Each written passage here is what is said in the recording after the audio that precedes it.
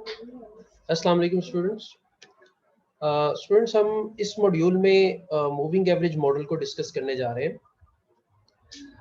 जैसा कि हम इससे पहले डिस्कशन हमारी चल रही है टाइम सीरीज मॉडल्स पे, और हम जो पहले डिस्कस कर चुके हैं वो ये है कि स्मूथिंग मेथड्स जो फोरकास्टिंग के लिए यूज़ होते हैं, वो जाहिर है कि टाइम सीरीज की जो एक खसूसियत है वो ये है कि ये जो डिफरेंट ऑब्जर्वेशंस जो हम विद रिस्पेक्ट टू टाइम लेते हैं, उनमें टाइम फैक्टर इन्वॉल्व होने की वजह से जो ऑब्जर्वेशन में डिपेंडेंस होती है, हम उसका फ़ायदा उठाते हैं और टाइम सीरीज फोरकास्टिंग करते हैं। उसमें हमने स्मूथिंग मेथड्स इससे पहले देख चुके, हम डिस्कशन कर चुके। अब हम मूविंग एवरेज मॉडल को आज इसमें देख रहे हैं, जो कि हमारी last discussion time series modelling पर बात करना शुरू हुई थी। टाइम सीरीज मॉडलिंग हमने डिस्कस करना शुरू की थी, कौन कौन से मॉडल होते हैं जो हम फोरकास्टिंग में यूज करते हैं। उसको थोड़ा सा रिमाइंड करके हम मूविंग एवरेज मॉडल पे मूव कर जाएंगे। टाइम सीरीज मॉडलिंग को डिस्कस करते हुए हम डिस्कस कर चुके हैं कि इन टाइम सीरीज मॉडल्स की जैसा कि मैंने कहा कि खसूसियत ये है कि ये भी पास्ट ऑब्जर्वेशंस को, पास्ट नॉलेज को ये मॉडल यूज करते हैं, और बाकी स्टैटिस्टिकल मॉडल्स की तरह ये मॉडल भी अपने डायग्नोस्टिक्स पर फुलफिल होने चाहिए, जो हम आइंदा लेक्चर्स में पढ़ेंगे। और उन डायग्नोस्टिक्स को जो मॉडल फुलफिल करते हैं, उन मॉडल्स को हम फोरकास्टिंग पर्पस के लिए यूज कर सकते हैं। जो renowned statistical time series models हैं, उनमें ऑटो रिग्रेसिव मॉडल और मूविंग एवरेज मॉडल शामिल है। फिर ये जो टाइम सीरीज के मॉडल्स हैं, जैसे मैंने कहा कि ये स्मूथिंग टेक्निक्स की तरह नहीं होते, बल्कि ये मॉडल्स पर डिपेंड कर रहे होते हैं। लेकिन स्मूथिंग टेक्निक्स की तरह ये भी पास डेटा यूज करते हैं, और फिर अपने डायग्नोस्टिक्स की एबिलिटी के लिहाज से ये मॉडल सेलेक्ट किए जाते हैं, यानी जो डायग्नोस्टिक्स को फुलफिल करें, उन मॉडल्स को आगे फोरकास्टिंग के लिए यूज किया जाता है। एंड मोस्ट इंपॉर्टेंटली हमने ऑटो कोरिलेशन और पार्शियल ऑटो कोरिलेशन को भी डिस्कस किया था कि ये क्या होते हैं, और ये टाइम सीरीज मॉडलिंग में बहुत वाइटल रोल प्ले करते हैं। तो इनकी डिटेल्स हम लास्ट लेक्चर में देख चुके हैं। फिर हमने स्टेशनरिटी को डिस्कस किया था लास्ट लेक्चर में कि स्टेशनरी टाइम सीरीज क्या होता है। तो स्टेशनरी टाइम सीरीज ही यूज होती है टाइम सीरीज मॉडलिंग में। टाइम सीरीज मॉडल अगर आप जा रहे हैं, जैसे हम अभी तक मूविंग एवरेज और ऑटो रिग्रेसिव मॉडल कह रहे हैं, जिसके एडवांस वर्जन्स भी हम आगे चल के पढ़ेंगे, जिसे आर्मा या अरीमा मॉडल्स भी कहा जाता है। तो ये मॉडल्स हम उस वक्त यूज करते हैं जब हमारे पास, माइंड में रखें कि टाइम सीरीज स्टेशनरी हो। और स्टेशनरी होने को हमने डिस्कस किया था कि कोई भी सिस्टमैटिक चेंज मीन या वेरिएंस में मौजूद नहीं होना चाहिए, पीरियोडिक वेरिएशंस नहीं होनी चाहिए। ठीक है, तो अगर टाइम सीरीज स्टेशनरी नहीं है, यानी उसका मीन स्टेबल नहीं है या उसका वेरिएंस स्टेबल नहीं है, तो हम ये मॉडल्स नहीं लगा सकते। हाँ, उसकी एक सूरत ये है कि हम पहले नॉन स्टेशनरी टाइम सीरीज को स्टेशनरी बना लें, जो कि पॉसिबल है। और ये पॉसिबल होता है डिफरेंट ट्रांसफॉर्मेशंस के साथ।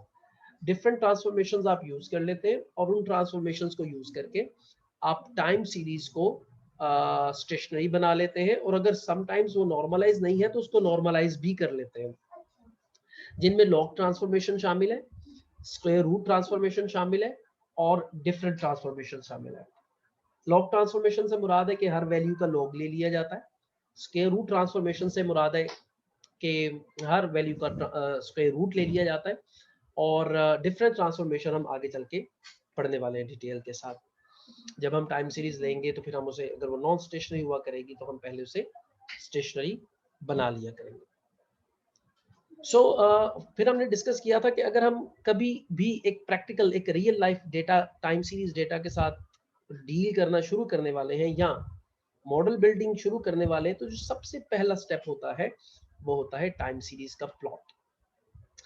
हम प्लॉट करते हैं, और प्लॉट करके टाइम सीरीज जो डेटा, जो वेरिएबल हमारे पास अवेलेबल है, उसकी कैरेक्टरिस्टिक्स को देखते हैं, जिनमें कुछ खास वैल्यूज होती हैं जो हमारे माइंड में होनी चाहिए, जो हम डिस्कस कर रहे होते हैं या ऑब्जर्व कर रहे होते हैं टाइम सीरीज ग्राफ से। वो हमेशा हमारे माइंड में रहनी चाहिए कि हम कौन सी चीजें हमें टाइम सीरीज ग्राफ से ऑब्जर्व करनी है। उसमें पहली चीज है ट्रेंड। ट्रेंड का मतलब ये है कि अगर ट्रेंड मौजूद है तो उसका मीन स्टेबल नहीं है, mean is getting change with respect to the time, mean is not stable.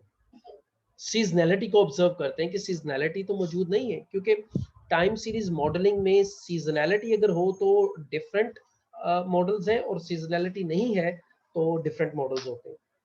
फिर हम ग्राफ को ऑब्जर्व करते हैं कि आउटलायर्स तो मौजूद नहीं है, और अगर टाइम सीरीज नो स्टेशनरी ना हो तो फिर हम उसे स्टेशनरी बनाकर आगे मूव करते हैं। सो ये चीजें हम टाइम सीरीज के ग्राफ से सबसे पहले ऑब्जर्व करने की कोशिश करते हैं। तो जो पहला स्टेप होता है किसी भी डेटा के साथ, वो यही होता है। तो ये बातें डिस्कस करने के बाद मैंने आपको दो मॉडल्स बताए थे, जिनमें से मैंने आपको कहा था कि जो पहला मॉडल हम बेसिक लेवल मॉडल, जिसे हम बेस लेवल मॉडल कहते हैं, जो हम कंसिडर करते हैं, that is purely random process. इसके बारे में मैंने बताया था कि इसे हम ZT से रिप्रेजेंट कर रहे हैं, और ये जो वेरिएबल है it is having zero mean, यानी इस बिल्कुल अपने जो मीन लेवल है उससे ऊपर नीचे फ्लक्चुएट करता है, और इसका वेरिएंस जो होता है that is sigma square Z, जो कि फिक्स्ड वेरिएंस होता है। तो इसे हम कहते हैं ये प्योरली रैंडम प्रोसेस है, जिसे आप एरर टर्म भी समझ सकते हैं। So this is gonna to be the only error term in the models which is having the mean zero and variance sigma square z that is fixed over the time. फिर मैंने आपसे discuss किया था random walk model. Random walk model और जो आपसे अभी मैं डिस्कस कर रहा हूँ प्योरली रैंडम प्रोसेस, इन दोनों मॉडल्स में डिफरेंस ये है कि रैंडम वॉक मॉडल में हमारा xt सिर्फ zt के इक्वल नहीं है, बल्कि ये रिग्रेस हो रहा है xt माइनस 1 पे, यानी एक प्रीवियस लैग वैल्यू पे। और इसका जो मीन है